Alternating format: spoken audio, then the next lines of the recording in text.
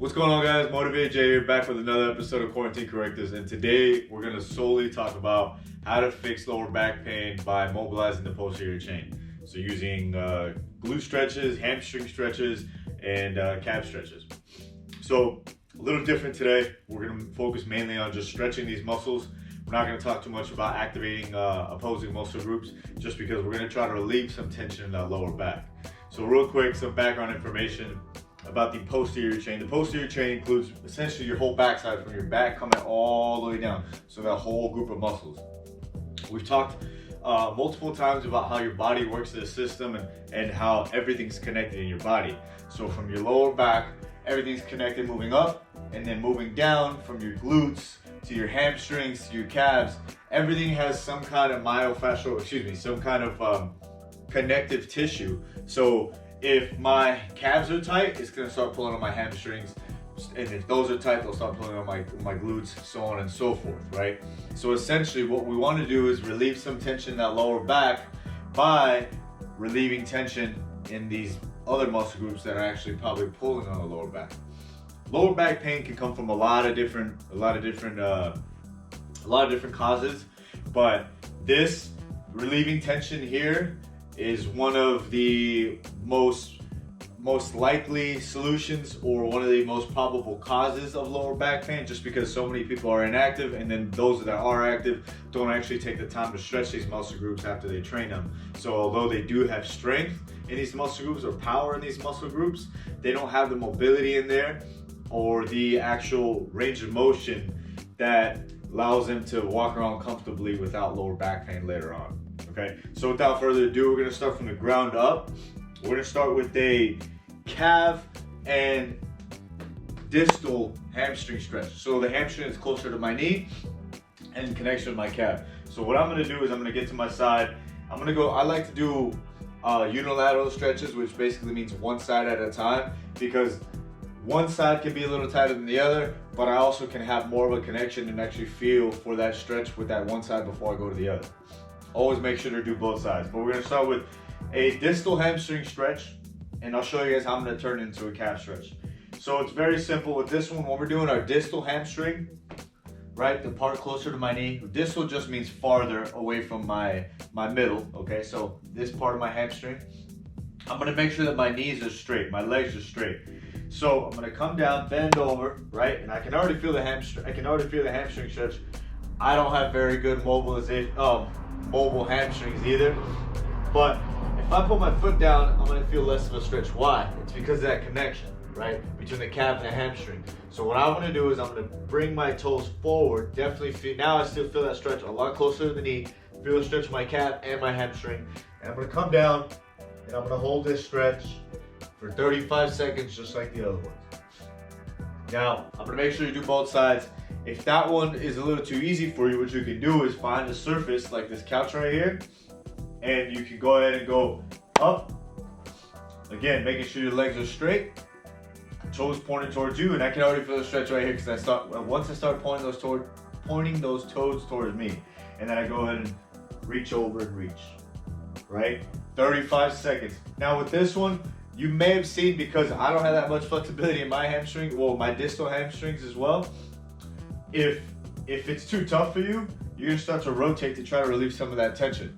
So things to look out for with this distal hamstring stretch is not allowing, and this applies to both of these stretches, not allowing your hips to rotate out. Try to keep them nice and square, right, onto the same direction that your foot is. And then another one is, see how my foot is this way? My foot is gonna want to turn out to make it easier. I can come out a little farther, and I'll feel less of a stretch if my foot is this way. So if you can get both your feet pointing in the same direction, I'll show you guys in this stretch as well, and come down, the foot should come forward, and my hips go back, the legs remain straight as I reach down, okay? So distal hamstring stretch and calves, check. You can knock both out. There's more in-depth stretches you can do for your calf, but I like to do I'm gonna show you guys these three stretches, these three areas, so you can keep them pretty basic and still get the most bang for your buck. So now going into the proximal, which means closer to the middle. Proximal hamstring stretch is a higher hamstring closer to your glute area. So what I'm gonna do with this one, now I'm gonna try to bend my knee a little bit, right? So similar to the Romanian deadlift, I'm gonna have a slightly bent knee, but I'm gonna get the stretch in my high hamstring by pushing my hips back.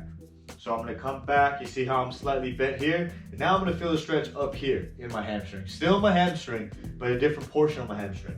And again, I'm gonna try to reach down, okay? So Romanian deadlift, similar to Romanian deadlift, knee is slightly bent, but I feel most of the stretch right there.